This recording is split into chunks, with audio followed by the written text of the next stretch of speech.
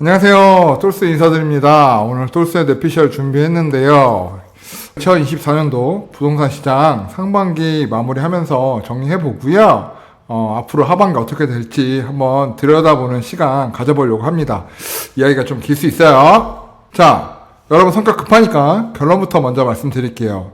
결론은 결국 제가 늘 이야기 드리다시피 자산시장은 따로 놀지 않는다. 결국 아파트, 코스피, 미국 주식 S&P 500, 방향성은 늘 같다. 그래프상으로 봤을 때 S&P 500 수익률 엄청나네요. 어찌됐든 방향성이 같다는 거 인식하시고 상반기 시장 그리고 하반기 자산시장 한번 같이 따져보도록 하자고요.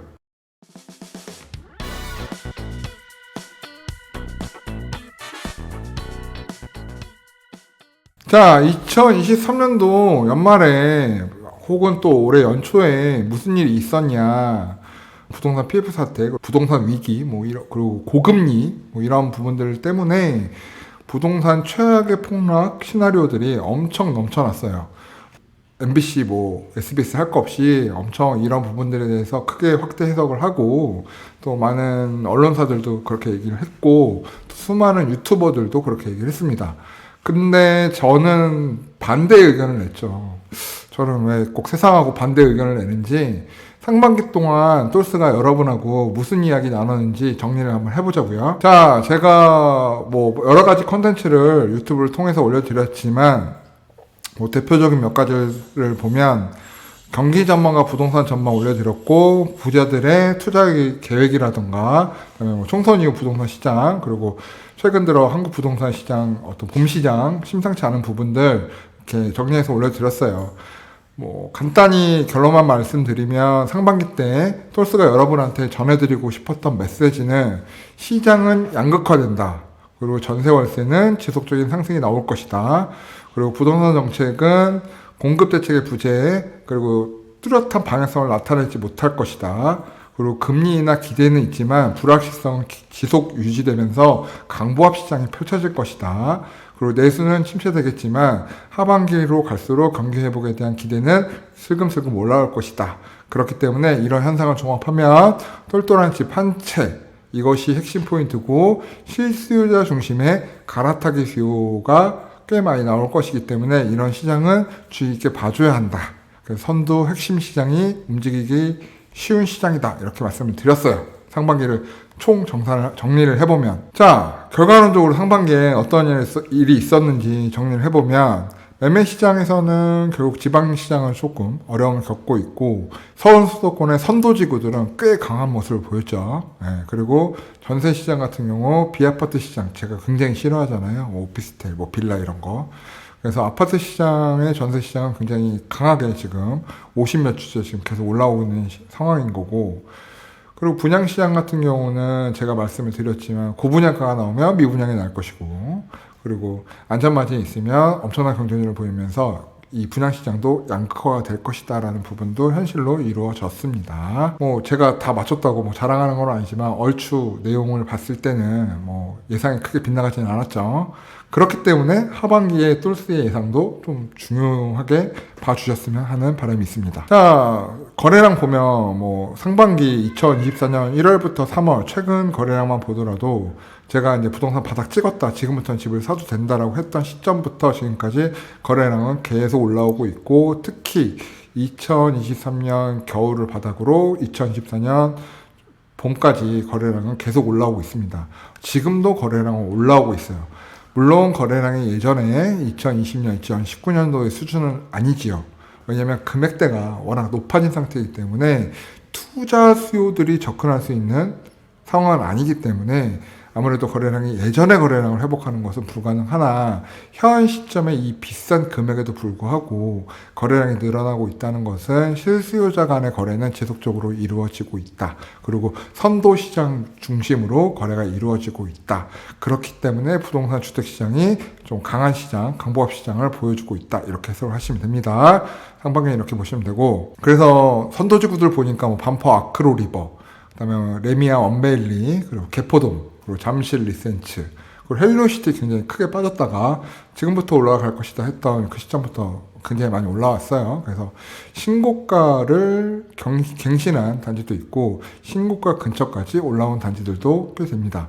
그래서 상반기에 강남 지역의 선도 지역들은 굉장히 많이 올라왔다 이렇게 보시면 될 것 같아요. 자, 그러면 이건 강남의 이야기니까 그런 거냐? 뭐 꼭 그렇진 않아요. 강북 지역의 한남동, 그렇죠? 뭐 워낙 좋은 아파트니까 한남더 힐, 그다음에 뭐 아현동, 그리고 마포 레미안 프루지오, 그다음에 성수동 트리마제 이런 강북 쪽에서도 핵심 선도지구 아파트들은 이미 신고가를 뚫어버린 상태입니다. 예전보다 훨씬 더 높은 금액이 나와주고 있는 것도 현실이고요. 지금 목동 지역도 강서구 쪽도 뭐 심상치가 않아요. 그래서 뭐 재건축 이슈도 있지만 목동이라든가 그 분당, 경기도 분당 지역도 일기 신도시 분당, 서현동, 정자동 그리고 일산의 백석동이라든가 킨텍스 주변도 굉장히 강세를 보이고 있어요. 그래서 좀 많이 쭉 빠졌다가 최근 들어서 이제 거래가 많이 올라오고 금액도 많이 올라오는 상황이기 때문에 현 상황을 거품이라고 판정하기엔 좀 어려운 부분이 있다. 지금은 투자 수요가 아니라 실거래 수요이기 때문에. 뭐 경기 남부 쪽도 보게 되면 판교 백현동도 그렇고 위례도 마찬가지고 또 미사 하남미사도 그렇고 광교 좀 많이 빠졌다가 최근 들어 많이 올라왔고요. 동탄 청계동 쪽도 시범단지 위주로 해서 좀 최근에 회복을 좀 점차 해나가고 있는 상황입니다. 그래서 신고가까지는 아니지만 이제 훅 빠져갖고 부동산 폭락한다 그러던 시점 대비해서는 한 1년 동안 굉장히 많이 올라온 것 같아요. 상반기는 이제 이 정도로 회복을 하고 또 신고점이 나오는 단지도 있고 이런 상황에서 향후 하반기 어떻게 될 거냐. 그럼 포인트는 여러분들 금리 민감하잖아요. 자, 일단은 기본적으로 금리에 대한 이야기. 스위스가 금리를 내렸고 스웨덴이 내렸어요. 뭐 스위스, 스웨덴까지는 그럴 수 있어. 근데 캐나다 금리를 내리고 결국 유럽 22에서도 전체적으로 금리를 인하를 했습니다. 대부분 이제 유로존이기도 하고 캐나다는 미국 쪽이기도 하고 그래서 일단은 금리 인하가 선진국 위주로 해서 이루어지고 있죠. 결국 금리가 피벗을 하는 것이 현실화되고 있다를 받아들이는 게 굉장히 중요할 것 같아요. 자, 이렇게 금리 인하가 일어나는 피벗이 일어나게 되면 주택을 보유하고 있는 사람 입장에서는 금리 피벗이 확실해진다면 물건 뭐 이렇게 급하게 싸게 팔 필요가 있나? 라는 생각에 결국엔 매도 물건들이 거치는 현상이 일어나게 되겠죠. 결국 이런 금리 인하의 시작은 뭐 글로벌 부동산 시장 또 국내도 마찬가지죠. 결국 매수자들의 매수 욕구를 자극하는 것이 아니라 매도자들이 떨어질까봐 걱정하면서 내놨던 물건들이 사라지게 되는 효과를 내면서 공급 측면에서 더 쇼테이지를 발생시키는 역할을 하게 됩니다. 그러면 현재 금리뿐만 아니라 다른 매크로를 어떻게 볼 수 있느냐. 지금 물가가 많이 안정이 됐어요. 그래서 유로존도 물가가 어느 정도 레벨링이 많이 내려온 상태고 그런데 제조업이라든가 PMI 지수 자체는 나쁘지가 않아요. 생산자 물가도 이제 공급 사이드가 풀리게 되면서 좀 안정화되고 내려오는 상황이에요. 다만 내수 경기에 전반적인 침체가 있다 보니까 각 국가별로 이 정도 물가 안정화세와 이런 수출 산업 회복 수준이라면 결국 침체가 오는 것을 방지하기 위해서 금리를 한 스텝 정도 다운을 해야 된다라는 어떤 그러한 논조가 서로 공감 형성을 해나가고 있는 상황이다. 제일 중요한 건 이제 미국 많이들 말씀하시잖아요. FOMC 이제 다음 주에 앞두고 있는데 이제 방송 올라갈 때 이번 주겠네요. 그래서 FOMC를 앞두고 나서 현재 미국 물가 수준을 보게 되면 많이 내려왔어요. 많이 내려왔는데도 확 원하는 수치까지 내려오지는 못하고 있는데 일단 유가와 식품을 제외한 물가 품목의 하락 추세인데 최근 들어서 유가가 이제 $70까지 내려오면서 지금 안정적인 수준을 보이고 있죠. 하지만 이것들이 내수 시장의 어떤 화랑으로까지 이어지는데 시간이 굉장히 오래 걸릴 것이고 미국도 지금 뭐 경기가 좋다 하지만 결국 서민들이 겪는 내수 시장이라는 물가는 굉장히 어려운 부분이거든요. 이것이 아마 미국 대선에도 결과를 많이 미칠 텐데 미국 내수 시장은 사실 어려운 부분이 많이 있습니다. 그렇기 때문에 파월이나 FOMC 입장에서도 금리 인하에 대한 피벗에 대한 부분을 생각하지 않을 수가 없다라는 부분. 물가가 더 내려야 금리를 내린다. 뭐 이런 생각보다는 지금 내수 경기를 여기서 조금 한 스텝 정도 내려가는 것을 좀 방지를 해야 되지 않나라는 생각을 전환점을 할 때가 됐다라고 저는 생각을 합니다. 물가 같은 경우 더 내려가려면 이건 만약에 FOMC도 뭐 파월도 미국에서도 각 국가 경제 주체들이 고민하고 있는 부분일 텐데 물가 같은 부분도 여기서 더 내려가면 사실 이제 침체라고 봐야 돼요. 물가가 떨어지는 것이 좋은 게 아니라 물가가 잘 안정화되는 것이 중요한 시점이라는 얘기를 저는 드리고 싶어요. 그래서 우리 공급 수요 곡선 보게 되면 일단 왼쪽에서 보시다시피 물가가 올랐던 이유는 공급 사이드에서의 문제가 굉장히 심각했어요. 근데 지금 가운데 장표 보시게 되면 노란색으로 마킹되어 있는 부분이 결국에는 물가가 보다 오르는 데 있어서 수요가 기여한 부분, 그리고 공급 사이드에서 기여한 부분을 따져보게 되면 물가가 올랐을 때 수요도 넘쳐났고 공급은 쇼테지가 발생했기 때문에 물가가 이제 폭등한 부분이 있잖아요. 근데 현 시점에서 봤을 때 공급 사이드에서 정체되고 공급이 원활하지 않았기 때문에 물가가 올랐던 부분은 거의 다 잡혔어요. 그런데 소비가 꺾이지 않는 거죠. 결국 여기서 소비가 불어져야 물가가 떨어지는 건데 글로벌적으로 소비가 여기서 계속 불어진다. 그건 뭐예요? 경기가 침체가 일어난다는 이야기거든요. 그럼 여기서 금리가 막 급격하게 인하를 하고 물가가 급격하게 떨어지게 되면 오히려 주택가격도 떨어지고 S&P 500도 떨어지고 주식도 다 박살나는, 자산시장에 박살나는 시나리오를 생각해 볼 수 있습니다. 그렇게 지금 현재 안정적인 물가 상태가 안정적으로 약보합세, 하방에 대한 경직을 두면서 약보합세로 차근차근 떨어지는 게 좋고요. 그에 맞춰서 금리도 한 스텝 혹은 두 스텝 정도 레벨링 다운 일어나서 안정적인 상태를 유지하는 것이 좀 좋은 상태의 경기를 말해줄 것이다 라고 생각을 하고 있습니다. 자, 그것을 또 반영하는 부분이 PMI 지수가, 미국 제조업 지수가 최근에 굉장히 많이 올라오다가 실업률은 소폭 증가를 했는데 또 PMI 지수가 또 주춤한 부분이 있어요. 그래서 경기에 대한 확신을 지금 가질 수 있는 상황은 아니기 때문에 아마 FOMC 입장에서는 올해 한 번 혹은 두 번 1회에서 2회 정도 금리 인하를 아마 예상하고 있을 것이고, 아마 이 영상이 올라가고 하루 이틀 있으면 FOMC 결과가 나오겠죠. 그래서 아마 똘스의 예상대로 이루어지지 않을까 생각을 합니다. 자, 에너지 부분 보게 되면 이제 유가 부분, 전쟁 때문에 많이 올라왔던 부분 많이 내려왔어요. 미국에서도 셰일 오일 또 시추량이 굉장히 많이 늘어나고 또 전쟁 이슈도 어느 정도 가라앉았기 때문에 유가 레벨, 그래서 한 70에서 $80 박스권 당분간 유지라고 보고, 이런 것들은 결국 물가의 적정선을 유지해 주는데 도움이 될 것 같아요. 그래서 금리에 대한 피벗은 뭐 유럽에서만 일어난 게 아니라 미국도 한 9월 하반기부터는 1회 혹은 2회, 또 많게는 3회까지. 근데 3회는 솔직히 저도 좀 싫고요. 한 2회 정도가 좀 좋지 않을까 생각을 합니다. 그래서 2회 정도 금리 인하를 예상해 볼 수 있는 시점이다, 이렇게 보시면 좋을 것 같아요. 그래서 기준금리 방향은 저번에 점도표상으로는 이제 하방을 예상하고 있는 부분인 거고, 이제 이번 주에 점도표 나오는데 이번 주 점도표도 봐야겠지만 뭐 크게 다를 것 같지는 않습니다. 자, 미국 경기 아직 탄탄해요. 나스닥, 다우존스. 자, 여러분들 생각했던 게 이런 거잖아. 금리가 높으면 주식은 떨어지고 또 금리가 고금리를 유지하면 부동산은 폭락하고 뭐 이런 이슈들을 여러분들 생각했을 거예요. 저 늘 얘기하지만 금리가 메이저가 아니다. 결국 금리라는 것도 경기 상황에 따라 바뀌는 것이며, 좋은 금리 인상 또 나쁜 금리 인상, 같은 금리 인상이어도 이 성격과 체질이 다를 수 있다 늘 말씀을 드렸어요. 결국에는 지금 미국 빅테크 중심으로 굉장히 경기를 탄탄하게 받치고 있기 때문에 경기를 따라가는 게 맞아요, 자산시장은. 그래서 주식시장, 부동산 시장, 자산시장은 경기를 따라가기 때문에 현재 미국의 어떤 빅테크 위주의 경기의 탄탄함은 결국 주식시장을 받치게 되는 효과를 상반기에 보여주었죠. 자, 그러면 주식만 그런 거냐? 지금 오른쪽 화면에 보시면 금리 인상한 포인트들 보일 거예요. 땅땅땅땅땅땅땅 금리 굉장히 빠른 시간 내에 올렸고 굉장히 오랜 기간 동안, 지금 11개월 동안 고금리를 유지를 하고 있습니다. 자, 그럼에도 불구하고 이 금리가 오르는 기간 동안, 그리고 금리가 이 고금리가 유지되는 동안 미국의 홈 프라이스 인덱스를 보면 과연 미국의 하우스 프라이스는 어떻게 됐냐 이렇게 보게 되면 금액이 임대료도 올랐고 매매값도 올랐어요. 금리가 오르는 동안, 고점에 있는 동안 계속 집값은 상방을 보고 갔다는 거죠. 물론 막 폭등세 이렇지는 않지만 굉장히 강보합 시장을 보여줬다는 거죠.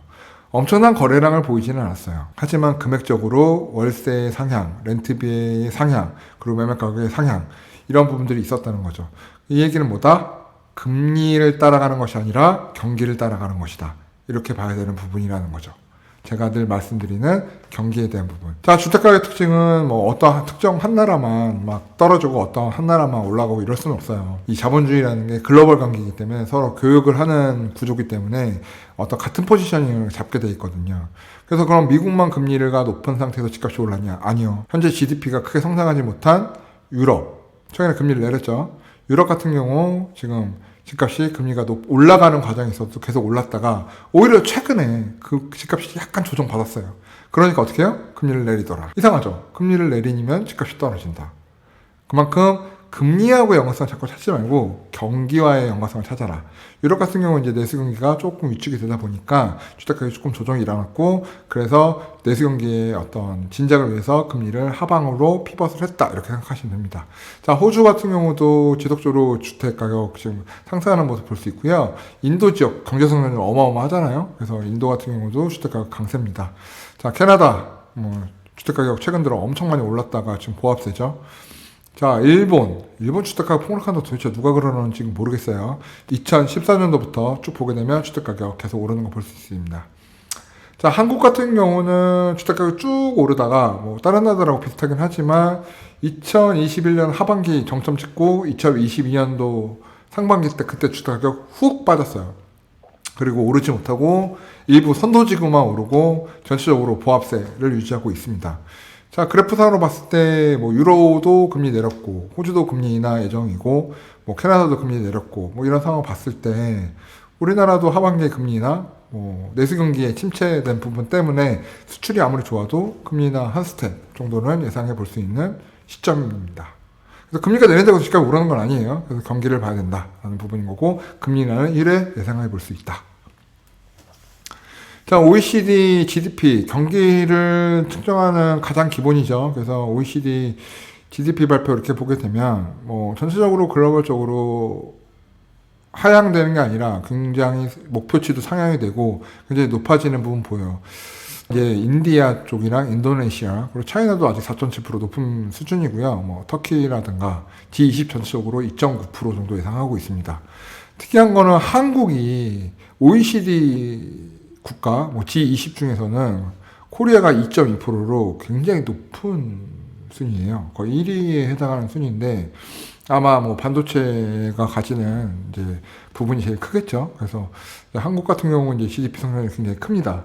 그럼 이런 와중에서 앞에 데이터들 보셨겠지만 GDP의 성장이 지속적으로 예상되는 과정인데, 이 상황에서 내수 경기가 좀 안 좋아서 금리를 한번 내려준다면 주택가격이나 자산시장이 떨어지겠습니까? 그래서 떨어지기는 굉장히 어렵다라는 걸 예상할 수 있습니다. 자, 그래서 이대로 흐름대로라면 제가 작년에도 강의도 하고 이러면서 GDP 작년에 대한민국 예상치가 각 기관마다 달랐지만 1.8%, 2.2% 예상했거든요.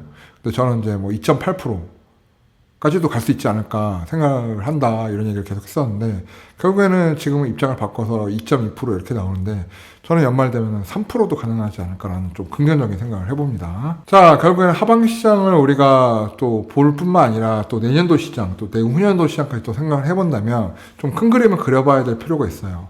투자는 시나리오이기 때문에, 그래서 주택시장뿐만 아니라 주식투자도 마찬가지고 자산시장에 있어서 우리가 큰 시나리오를 그려야 된다라고 늘 말씀을 드리는데, 제가 한 3, 4년 전부터 지속 말씀드리는 거예요. 4차 산업은 이제 씨앗을 심고 있고 이제 시작이다 라는 이야기를, 지금 현 시점 2024년 시점이 어느 시점이냐, 결국에는 4차 산업의 스타트 시점이라는 거예요. 이미 이게 성숙해 있고 이런 것이 아니라 아직 인간의 생활에 이 침투력이 엄청나게 침투되어 있지 않기 때문에 이제 시작하는 거거든요. 엔비디아 요즘 주가 난리도 아니지만 그 엔비디아는 결국 4차 산업의 씨앗인 거잖아요.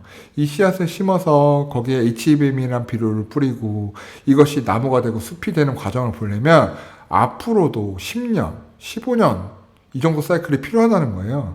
그래서 인간의 삶을 더 풍성하게 하고 산업을 일으키고 경기를 활성화하고 경기 호황을 불러오고 이런 시간은 아직도 15년, 10년이 남았다는 거죠. 이런 사이클을 앞두고 있기에 경기 침체 불황을 논하기는 좀 어렵다는 거죠.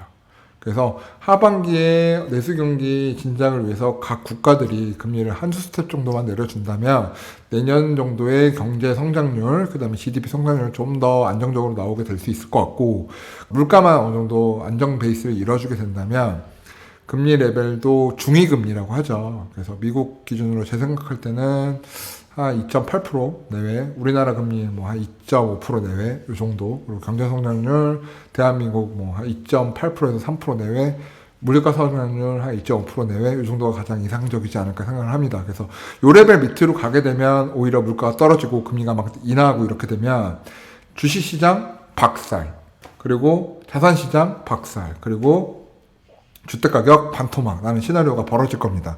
그래서 물가가 천천히 내려오고 금리 천천히 내려오고 경제 성장률이 안정적으로 성장하고 내수가 조금씩 경기회복이 조금씩 풀리는 현상을 올해 하반기 때부터 보는 게 마땅하고 내년이 되면 조금 가속화가 붙지 않겠나, 저는 이렇게 예상을 하고 있습니다. 결국 미국상만 보는 게 아니라 결국 한국도 결국에는 미국하고 대미 경제하고 크게 바인딩이 돼 있기 때문에 이 바인딩을 봤을 때는 미국의 경기가 꺾이지 않는 한 대한민국 경기도 꺾이지 않겠죠. 우리는 수출주도 국가니까. 게다가 중국이 꺾일 것이다 하는데 오히려 제조업이 올라오고 중국 경기가 어느 정도 바닥을 찍고 회복을 하고 올라오는 지금 추세에 있죠. 그렇기 때문에 중국 경기의 회복, 그리고 미국 경기의 탄탄함, 이런 부분들이 중국과 미국의 양다리를 걸치고 있는 한국 입장에서는 나쁘지 않다. 수출 경기 위주로 성장을 하지만 결국 내수가 부진하긴 하죠. 지금 부진한데 내년, 내후년 이렇게 되면 내수 경기에도 좀 호조가 보일 수 있다. 이렇게 볼 수 있습니다. 그래서 미국 경기가 더 이상 계속 탄탄하게 바라는 건 아니에요. 소비가 좀 꺾여서 물가가 좀 내려오는데 확 꺾이지 않고 조금 조정받는 좀 그런 시나리오들이 벌어지길 바랍니다. 아마 그렇게 되지 않을까 예상하고 있습니다. 물론 저의 뇌피셜입니다. 자, 물가 수준 보게 되면 대한민국 물가는 미국하고 좀 다르죠. 에너지가 자체 생산이 안 되기 때문에 유가에 대한 부분을 굉장히 크게 영향을 받게 되죠. 근데 유가가 뭐 $70 레벨까지 내려왔으니까 향후 6월, 7월, 8월 가면서 또 여름이고 하니까 또 에너지 가격 좀 내려오지 않을까 생각을 하고요. 이번 5월달도 지표가 나쁘진 않게 나왔어요. 이런 안정적인 지표들이 올해 하반기까지 쭉 간다고 본다면 미국 금리 인상 인하랑 상관없이 한국은 1회 정도의 금리 인하가 가을 정도에는 가능해 보인다라는 게 제 생각입니다. 이렇게 경기가 망가지지 않으면서 물가가 적정 수준으로 내려오고 금리도 하방을 피벗을 하게 되면 결국에는 비정상이 정상으로 가는 수순이 벌어지게 된다. 전쟁, 코로나, 질병 뭐 이런 것들, 뭐 서로 헐뜯고 강한 정부, 관세 이런 부분들 아직도 해결해야 될 이슈들이 많이 있지만 그로 인해서 벌어졌던 비정상에 대한 경제 모든 무브먼트 관련된 것들이 비정상적인 무브먼트를 보였다면 이제 정상 플로우로 회귀하고 있는 순간이다. 그래서 이 정상으로 회귀하게 되면 안정적인 경제 지표들이 나오게 되면 결국엔 내수 경기에 진작이 시작이 될 것이고 수출, 내수가 양 쌍끌이가 되게 되면 자산시장의 상승도 기대해 볼 수 있다. 그 트리거 포인트는 4차 산업 관련된 산업들의 실생활, 인간의 침투율이 얼마나 빠르게 진행되는가, 그런 부분들을 고민을 하면서 가야 한다. 이렇게 보시면 될 것 같아요. 2024년도 부동산 시장 하반기 어떻게 될지 한번 들여다보는 시간 가져보려고 합니다. 자, 2024년 벌써 반 지났고요. 이제 반절 남았는데 좀 더 긍정적인 포인트 가지고 자신하고 맞는 투자 하시면 어떨까 싶습니다. 본인하고 맞는 투자, 자, 주택 부분에 대해서만 말씀을 드리면, 자, 무주택자 뭐 해야 돼요? 자, 1주택자 뭐 해야 돼요? 자주택자분들 어떻게 해야 될지는 한번 같이 따져보도록 하자고요. 오늘의 영상 도움이 되셨나요? 구독과 좋아요는 저희에게 큰 힘이 됩니다.